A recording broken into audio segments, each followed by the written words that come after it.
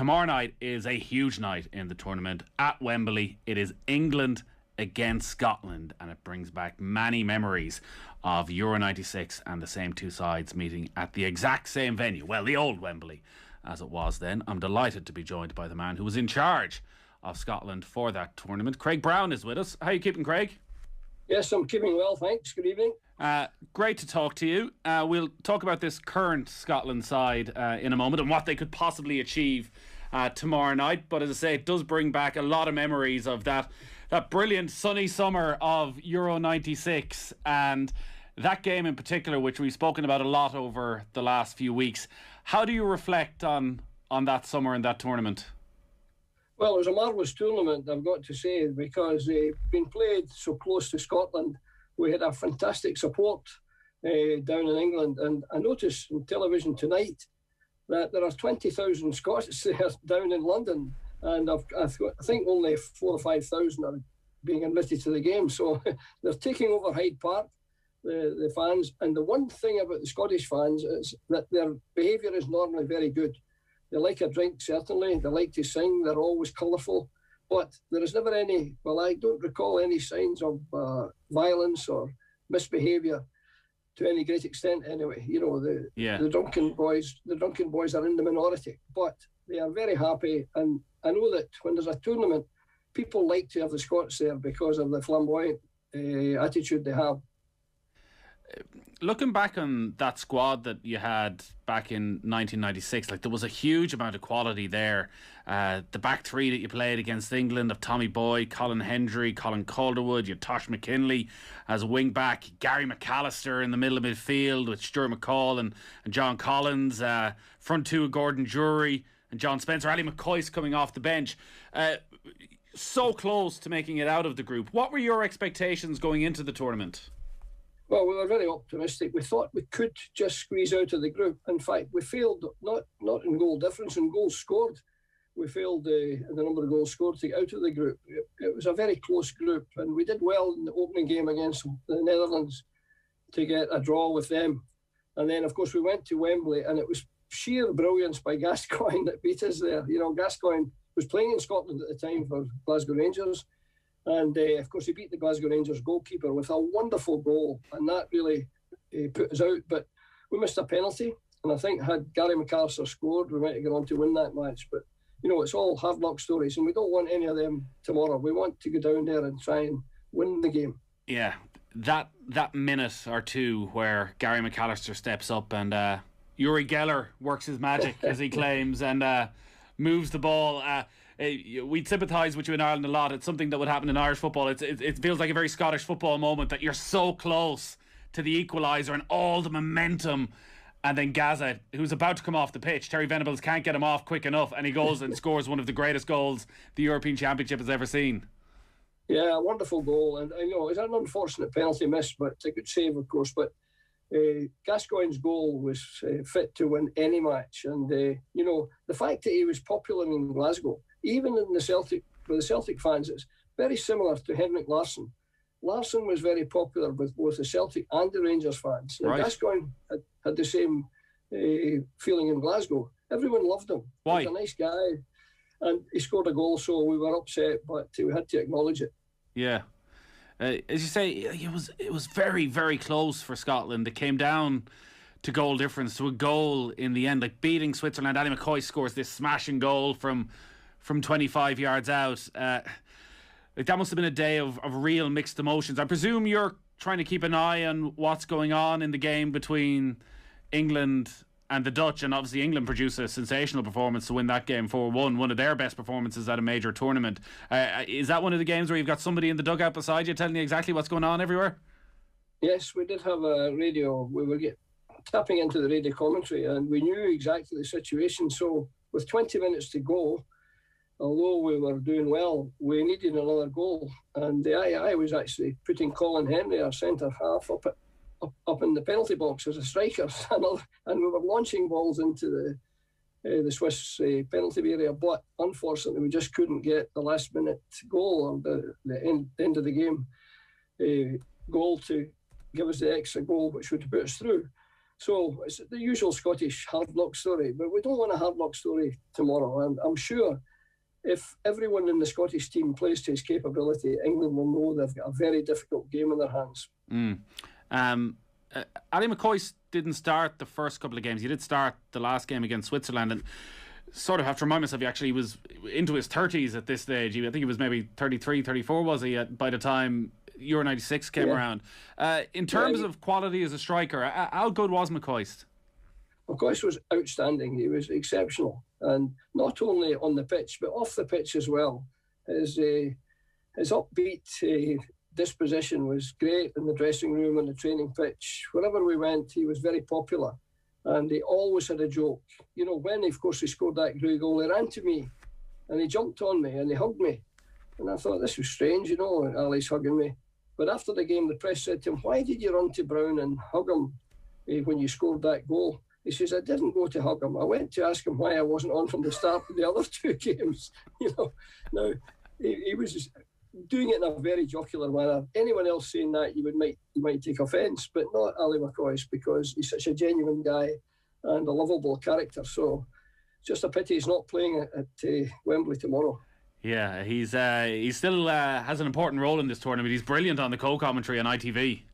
Yes, I hear him. He's absolutely outstanding. Not only his knowledge of the game, he's got a good sense of humour, and he knows every player. Of course, football is his hobby as well as his job, doing the commentary just now. And you know what I like about him? When he's commentating, he always acknowledges the commentator. He always says Clive, you know, and he mentions his name. I don't hear many of the other summarisers or co-commentators giving acknowledgement to the commentator by naming him so often. Yeah. And it's Clive, and I think that's a very nice touch. Yeah, it certainly is. Yeah, I hadn't actually noticed that. And you're right, he does all the time acknowledges Clive Tilsley.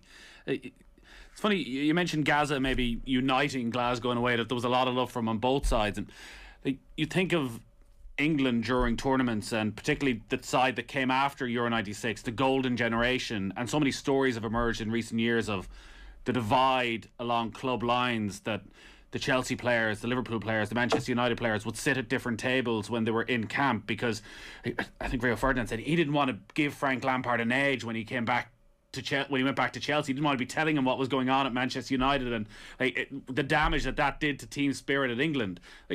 When you were a Scotland manager and you're bringing together Celtic and Rangers players, was it ever a difficulty? No difficulty whatsoever. We were very fortunate. In fact, they were personally friendly, a lot of them. You know, if you go back to the great Celtic team that won the European Cup, Jimmy Johnstone was the winger, and his best friend in football was Willie Henderson, the Rangers winger as well, and they were friendly. Baxter and Bobby Murdoch and Bobby Lennox. So there was a great camaraderie between the two clubs. I used to, for jocular purposes, I used to play a friendly game at the end of every training session, and I would pick the teams in different ways. And I would pick an Old Firm team to play the rest, because we had enough Celtic and Rangers players to make a team. And I would play the good looking against the ugly, you know, and I would play those who had lost their driving licence, those who had their driving licence. But the interesting thing now is it would be very difficult to get an Old Firm team anywhere near half of the group. And in fact, the last game Rangers played in the last season there against Aberdeen, there was not one outfield player playing for Scotland in the Rangers team. Now, the one that might have been was Ryan Jack, but he was injured and wasn't playing. And not one. Steve Davis, Irish, you know, and the English and Irish, but not a Scottish player. Now, Rangers won the championship by a mile last season, and yet they didn't have any players in the Scottish team. So that's the problem in Scotland. It's like too many foreign players, and they're taking the place of potential boys coming through that might make it. And I've got to say, you mentioned that game at Wembley. The next game we played England was a playoff, and the best player we had on the pitch was the youngest player, and he was Barry Ferguson of Rangers. Yeah. And England had huge talent in midfield. Beckham, Scholes, Redknapp, Ince. They had these four guys in midfield, and yet the youngest player on the pitch was Ferguson. But that's a different game. That wasn't the European Championship. That was the playoff game for the next European Championship. Was that the Don Hutchinson goal? That's right, Don Hutchinson game. Yeah. You know, we've been very unlucky at Wembley, I've got to say. Although we won that game, we didn't get the second goal that would have helped us to equalise with England and maybe go through. Yeah. The whole experience of tournament football, and I don't know if it's different, a very different experience, Euro 96 compared to the World Cup in 98, because you're in France in 98 and you're properly away from home. Even though it's only France, you're properly out far. And whereas in England at Euro 96, were you based in England, or did you stay back in Scotland and travel down for the games? No. We're based at Stratford. We're based at the NFU, the National Farmers Union. We've trained at the National Farmers Union pitch at Stratford. The facilities were excellent, and we stayed there, and we travelled down to Wembley and to Birmingham for the matches we played. And I've got to say, the accommodation and the respect from everyone. The locals came and watched us training, and the great support down in England. Would you believe there are quite a number of Scots in England, I find, and they're very supportive. Now Scotland are now down at Darlington, and I've not been there, but I believe they're very happy with the training facilities at Middlesbrough and the hotel facilities in Darlington. Yeah. Steve Clarke, there's lots of questions been raised about team selection and how many changes he should make after the defeat, and I'm sure you went through similar questions yourself. The squad dynamic, maybe it's different now because there's 26 even. There's another 3 players you have to include. How did you manage keeping everybody happy and keeping the atmosphere positive, and even the players who maybe weren't involved, and you mentioned someone like Eddie McCoist who felt like they should be involved, or younger players who were ever probably going to quite make the starting 11. How did you make sure that actually everybody was pulling together in the right way? Well, that's a very good point. I would say that's the major issue, when you've got a big squad. And you've made a very, very valid point, which people forget. And that is, he's got more players not playing. He's got more on the bench than he has on the pitch, the manager, Steve Clarke. And every manager's the same. Now, that is a management problem. And I used a phrase to the players, and I don't want to hear any of you or see any of you being sulking substitutes. I said, if you're a sulking substitute, you can stay in the hotel and don't bother coming. You've got to be a supporter on that bench. And, if I look at all the teams playing in the tournament, and throughout the years I've been involved with the international teams, the most enthusiastic substitute bench was always the Italian bench. And if you look at the Italian team, I think the team spirit in the Italian group over the years has always impressed me. Right. And I would say to our guys, now look at this. I saw, for example, in the Italian game when young Totti replaced Del Piero, and it was a big story in Italy, and it was an opening game in Holland, Belgium, European Championship. And the headline was Totti replaces Del Piero. I was at the game working for the media, and I watched, and whenever Totti scored early in the game, and the first man jumping out of the bench for Italy was Del Piero. And at half-time, Del Piero ran and put his arms around him and congratulated him. Now you've got to have a camp like that. It's hard to have it because the guys don't like not starting the game. But Steve Clarke's got a very, very good manner. They respect him. He's got a very good staff. And I think he chooses his players carefully. So I would suspect that the Scottish camp will be a harmonious one. You hear stories about others, and you made a reference to one there. The other one I hear, Croatia, you hear it. Maybe it's not true, but they used to be together, but they're not together. There's a bit of dissension in the group. Yeah. And over the years, we used to try and play on that with the Dutch team. It was maybe false, but that was the impression that was given, that the Dutch were at loggerheads with each other, and it wasn't a happy group. Scotland, in my experience, and I've been very privileged, was always a happy group. And I do believe the same for the Irish, because that's the feedback that we get, that they're together.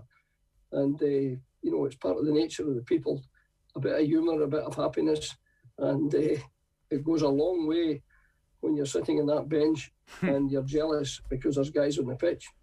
Yeah, we had that one incident in Saipan, but aside from that, the team has generally got on very well together in Ireland as well, I think it's fair to say. It's funny you mentioned Barry Ferguson there, and how brilliant he was at a young age, and the expectation that was around him. One of the big decisions that Steve Clarke faces tomorrow night is around Billy Gilmour, who is younger again than Barry Ferguson was. When you look at Gilmour, and he has played Premier League football, he's a slight little lad, but like technically as good a player as you would want, and it seems his ability to read a game and find himself in the right position, that in one way you really need to look away from his age and his experience and trust him. But it is England at Wembley. As a manager, how do you balance that up? Well, everyone asked me that, and I always go back and mention Ferguson, but there's quite a significant difference between the two. Ferguson was probably a year older at the time, but he had played 2 years in Rangers' first team. Now, young Billy Gilmour is a hugely talented player, but he's very lacking in experience compared with Ferguson at the same age. He's I don't know how many games he's played in the first team for Chelsea, and of course he was on the bench. He's got a Champions League medal, but from the bench. Now, he has not got the experience that Ferguson had, but he's got all the talent in the world, and that's a question for Steve Clarke. Now, he's got very good provision in midfield. If Billy Gilmour were a striker, I think it would be easier to pick him, because we've been looking to get a striker that will score, or maybe even a centre-back. But I've got to say to you that in the opening game, we were without our best player when we played the Czech Republic, and that's Tierney, who's been the Scotland best player prior to that match. And I mean, I was at 5 major tournaments with Scotland, and in 3 World Cups, we lost our best player. I went on the staff with Sir Alex Ferguson to Mexico. Kenny Dalglish called off injured before we went. Then we went to Italy in the World Cup. Andy Rocks was the manager, I was the assistant, and Davy Cooper was our best player in Scotland that year. He called off injured. Then I had the team in France, and our best player at the time was Gary McAllister. He was injured. And then we were playing last week against Czech Republic, and we have to play without our best player, Tierney. So the opening game of the World Cup without your best player puts you in an uphill struggle right away. But Tierney, I hope, will be back to play against England, and his influence is very considerable playing for Scotland. Yeah, there seems to be a lot of rumour around Tierney as to whether maybe he could make a shock return tomorrow night, or whether actually this is something more serious that they're keeping hidden, and maybe he's could be in danger for missing the start of the season for Arsenal. I guess it'll all come out in the wash over the next few days. Hey, just finally on Gilmour, when you look at his pure ability at that age, at 20 years of age, are we looking at the best Scottish midfielder since Gary McAllister? Is that the sort of level he can get to? Yes, I would think so. Yeah, he's as good as you'll get, I think. And in spite of that, I think England have 2 great advantages in this game, and no one seems to mention it. The first advantage is they've got an extra day's rest. They played the day before Scotland. Now, in Championship football, when there's only a few days between matches, if guys have got a slight knock, or they've put every effort into the game as they should be, the manager should insist on that. They've got a day's less rest. England have played the day before, so that's one advantage England have got. And of course, the other's an obvious one. They've got the home, they've got the home venue. So these 2 advantages give Scotland quite a challenge here tomorrow. But we always like a challenge, and we like to be the underdog. And I think you'll find that a Scottish team down there, with quite a number of players playing in the Premiership in England, will manage to cope admirably, and with any luck can win this match. What sort of speech did you give him, would you be giving ahead of a game like this? How much do you want the performance to be based on emotion, and how much do you want to be based on actually keeping your head and tactics? Because I guess the obvious stereotypical cliche would be you go for the Braveheart style speech. It's Scotland against England, but is that the best thing? Well, not in my opinion. I mean, maybe I'm not that type of guy, but I've been in the dressing room with Sir Alex when he was Scotland manager for 10 games, and I know him very well. And I don't even think he was that. He spoke in a conversational manner to the team. He spoke as I'm speaking to you just now, or I'm trying to speak to you just now. And there was no, Braveheart stuff and come on, this kind of shouting. What I believe, and I think Sir Alex believes, and a lot of the managers, they believe in getting your players to concentrate and to focus and not to get too emotional. You mentioned the word emotion, and it's a good word, because if you get too much emotion into it, you lose the concentration, I think. So we wanted them to go out there and focus on the game and not get to... You've quite a while when you leave the dressing room before you get the game started, because, you know, you've got the anthems and exchange of things. So, and, you know, you can be hyped up, but you're 10 minutes before the game starts. So I think you've got to get the players their mind on it. I always said to them, we've got a tartan army here. We've got thousands who have paid a fortune to come and support you. So you've got to come in here and not have any regrets about letting them down. They must not be let down. If you collapse in your seat there through exhaustion, you've done your job. But no half measures. And that's all I would say to them, that we owe the country, we owe the nation a performance and your best effort. If you lose, giving your best effort, that's too bad. We can't do anything about that. But I would make an appeal to them rather than an instruction, because it's too easy. If you lose and you've made a certain, you must win this game. Well, you can't say that, because you hope to win it, but you can't make it as dogmatic as you must. But I don't know if I'm right. But I had, I'm quite proud. I had 70 games with Scotland, and 50 of them we didn't lose, so that was okay. Yeah, quite a number of draws, I've got to admit, but you know, the system we used was quite good. The interesting thing here, there are 5 subs allowed, and you know, this is a new departure from the old normal, and I think how the manager uses his substitutes could be quite significant, and of course the attitude of the bench players. And I always used to watch them warming up. And if they didn't warm up properly, they didn't go on. Physio took their pulse count when they warmed up, and if it wasn't 3/4 of the maximum, it wasn't going on. So I watch all the games with great interest to see. And sorry, I'm going on too long here. No, you're fine. You know, if I find certain things can be a giveaway. You can find a player warming up in a very slack, casual manner because he's in the huff that he's not been starting. Right, yeah. And I would not put him on if that were the case. I would say, well, forget it.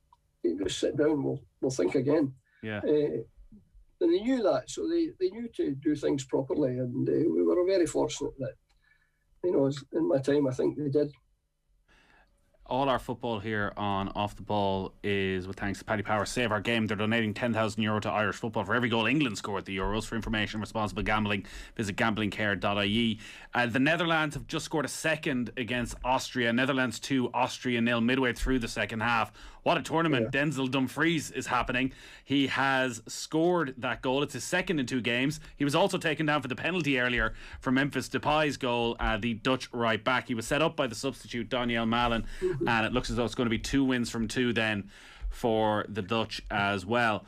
On tomorrow's opponents, well, maybe that 5 substitutes plays into the hands of those bigger countries with greater depth like England, where they can make 5 substitutes and you can bring on Jack Grealish and Dominic Calvert-Lewin and any amount of creative players. See, that's another great point you've made. That you've made so many in this talk with me. Between us, we'll get there. Pardon? Between us, we're doing all right. Well, you're excellent. I mean, I'm my usual. I'm stuttering away, but you know, I'm listening to so many points you've made, which are so valid, and that last one is particularly valid. And I think, you know, in all honesty, the 5 substitutes gives the manager a further responsibility, but gives him an opportunity, if he's got a big squad as England have, to use them. Now, you can imagine if they were a couple of goals ahead, you can introduce the young lads. They've got a 17-year-old there, Bellingham, in the squad. Now, that's very, very young to be playing at this level. And I know that he would probably use them. It would be a great luxury. But with... You know, I always am looking at the tournament with the third team or 4 of the third best teams going through. Goal difference will be quite significant. And when Scotland were 2 down against the Czech Republic, they nearly lost a third one. And I thought, goodness me, if we lose a third one, we're -3 in goals. And if we're in third place, we're not going to be one of the best 4. But we did. In fact, we should have nearly scored rather than lost the goal. But I think it would make teams who are losing play right to the end and maybe even get a goal back, because the extra goal could be quite significant in the final shake-up. They've left themselves with a bit of a mountain to climb with the defeat to the Czech Republic, because the 2 games are against England World Cup semi-finalists last time, and Croatia World Cup finalists, albeit Croatia don't quite look like the team they were a couple of years ago. The Scotland have got back to a major final. Like, it's incredible that they haven't been there since you were in charge back in 1998, and we're obviously very jealous here in Ireland, and we wonder how Scotland have managed to re-emerge. And you talk about the lack of players playing for Rangers that are Scottish and the difficulties of getting young players game time. They do seem to have a generation, though, that have a huge amount of ability, whether it's McGinn at Aston Villa or Scott McTominay playing week in, week out in the middle of midfield for Manchester United, Kieran Tierney at Arsenal, and Andy Robertson, who, it's interesting you say Tierney's their best player. And Andy Robertson, some would argue, might be the best left back in world football. It feels as though a lot of good players have come together at the right time for Scotland. Yes, indeed. The midfield is particularly strong because, you didn't mention even McGinn there at Aston Villa. And the Celtic boys, McGregor, particularly good every game for Celtic. So the midfield is very, very strong. That's the slight problem that the boy Billy Gilmour's got. If Billy Gilmour played in another position, he would have an easier job getting into the team. But he's the strongest part of the team in Scotland is the midfield.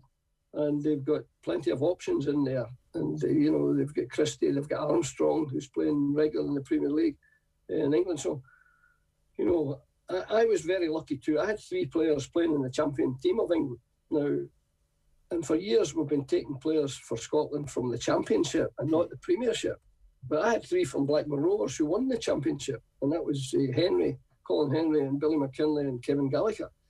And I had a Champions League winner playing for us too, Paul Lambert from Borussia Dortmund.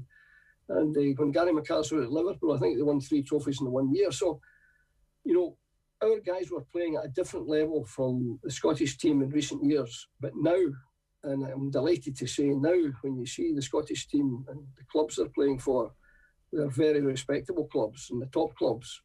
And you said to me, Robertson's the best player. I would agree with that. But in playing for the national team, the opinion in Scotland, the media opinion anyway, has been that Tierney has been the outstanding Scottish player. And down at Arsenal, I believe they're talking about him being the captain, the future captain down there. So, these 2 young lads are fantastic.